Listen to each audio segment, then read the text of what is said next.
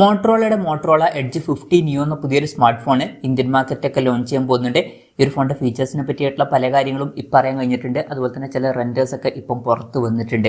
എന്തായാലും ഈ ഒരു വീഡിയോയിൽ നമ്മൾ നോക്കാൻ പോകുന്നത് മോട്ടറോള എഡ്ജ് 50 നിയോ എന്നുള്ള സ്മാർട്ട് ഫോണിനെ പറ്റിയിട്ടാണ്. നമ്മൾ ആദ്യം ഫീച്ചേഴ്സും കാര്യങ്ങളൊക്കെ നോക്കുകയാണെന്നുണ്ടെങ്കിൽ ഡിസ്പ്ലേയുടെ കാര്യത്തിൽ 6.4 ഇഞ്ചിന്റെ ഫുൾ HD പ്ലസ് ഡിസ്പ്ലേ ഈ ഫോണിൽ വന്നേക്കാം.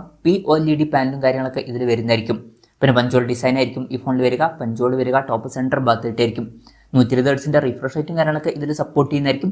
പിന്നെ ഫ്ലാറ്റ് ആയിട്ടുള്ള ഡിസ്പ്ലേ ആയിരിക്കും ഇതിൽ വരിക. അപ്പോൾ പഴയ വെർഷൻസിലൊക്കെ കേർഡ് ഡിസ്പ്ലേ വന്നിട്ടുണ്ടായിരുന്നു. അപ്പം അതിൽ നിന്ന് ഇതൊരു ചേഞ്ച് ആയിരിക്കും. ഇൻ ഡിസ്പ്ലേ ഫിംഗർ പ്രിന്റ് സെൻസറും കാര്യങ്ങളൊക്കെ ഈ ഫോണിൽ വന്നേക്കാം. ഫോണിന്റെ വെയിറ്റ് വരിക 171 ഗ്രാം ആയിരിക്കും. തിക്നെസ് വരിക 8.1 mm ആയിരിക്കും. പിന്നെ IP68 റേറ്റിംഗ് ഇതിൽ സപ്പോർട്ട് ചെയ്യുന്നതായിരിക്കും. അപ്പം നല്ലൊരു IP റേറ്റിംഗ് ഇതിൽ വരുന്നതായിരിക്കും.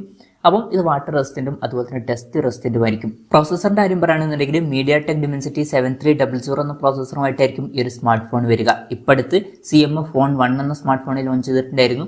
അതിലും ഈ ഒരു പ്രോസസറാണ് വന്നിട്ടുള്ളത്. പിന്നെ പഴയ മോട്ടറോള എഡ്ജ് 40 നിയോ എന്ന സ്മാർട്ട് ഫോണിൽ MediaTek Dimensity 7030 എന്ന പ്രോസസറാണ് വന്നിട്ടുള്ളത്. അതിൽ നിന്ന് ഇതൊരു അപ്ഗ്രേഡ് ആയിരിക്കും. പിന്നെ 5G സപ്പോർട്ടും കാര്യങ്ങളൊക്കെ ഇതിൽ വരുന്നതായിരിക്കും.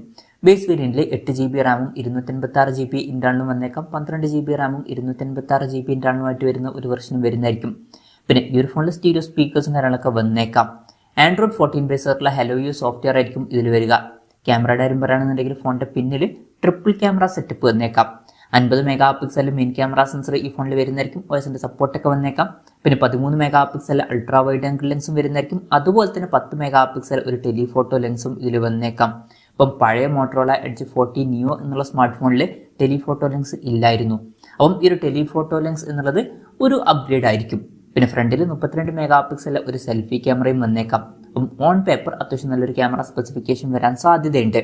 ബാറ്ററിയുടെ കാര്യത്തിലോട്ട് വരികയാണെന്നുണ്ടെങ്കിൽ 4310 mAhന്റെ ബാറ്ററി ആയിരിക്കും ഈ ഫോണിൽ വരിക എന്നാണ് റിപ്പോർട്ടുകൾ പറയുന്നത്. പഴയ വെർഷനിൽ 5000 mAhന്റെ ബാറ്ററി ഉണ്ടായിരുന്നു. ആ ബാറ്ററി കപ്പാസിറ്റി ഇതിൽ കുറയാൻ ചാൻസ് ഉണ്ട്. അപ്പം അതൊരു ഡൗൺ ഗ്രേഡ് ആയിരിക്കും.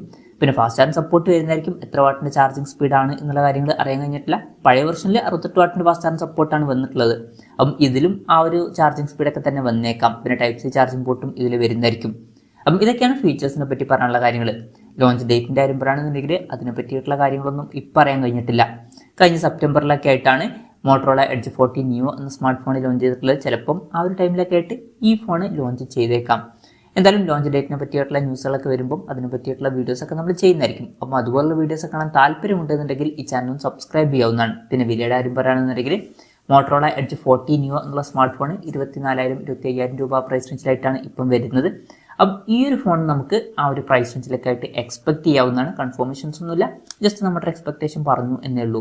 എന്തായാലും മോട്ടറോള എഡ്ജ് 50 നിയോ എന്ന പുതിയൊരു സ്മാർട്ട് ഫോൺ ലോഞ്ച് ചെയ്യാൻ പോകുന്നുണ്ട്. ഈ ഒരു ഫോണിനെ പറ്റിയിട്ടുള്ള നിങ്ങളുടെ അഭിപ്രായം ജസ്റ്റ് ഒന്ന് കമൻറ്റ് ചെയ്യുക. അതുപോലെ തന്നെ ഈ സ്മാർട്ട് ഫോൺ ഇന്ത്യൻ മാർക്കറ്റിൽ നിങ്ങൾ ഏത് പ്രൈസിങ്ങിലാണ് എക്സ്പെക്ട് ചെയ്യുന്നത് എന്നുള്ള കാര്യം കൂടി ജസ്റ്റ് ഒന്ന് കമൻറ്റ് ചെയ്യുക.